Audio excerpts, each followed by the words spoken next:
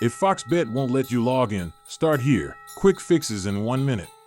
First, open the FoxBet app or website and go to the login screen.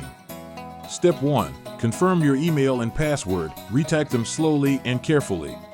If you see invalid credentials, use the Forgot Password link to reset. Step 2. Check your internet connection. Switch Wi-Fi off and on or use mobile data. Step 3. Clear app cache or browser cookies, then restart the app or browser. If you see account locked, wait the cooldown period or reset your password.